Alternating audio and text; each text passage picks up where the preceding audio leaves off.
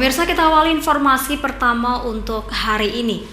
Banjir yang melanda Aceh Timur sejak Jumat pagi semakin meluas. Selain merendam rumah penduduk, air juga naik ke badan jalan nasional hingga membuat kemacetan Jumat 31 Desember 2021.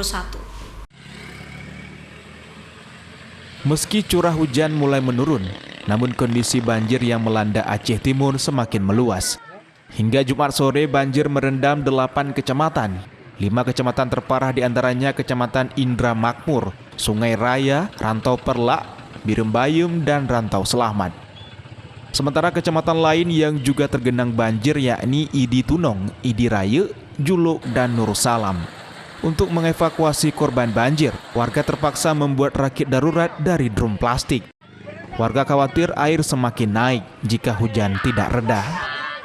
Mahyudin, warga Birembayum, mengatakan untuk mengantisipasi semakin tingginya air, warga berinisiatif membuat rakit darurat untuk kepentingan evakuasi.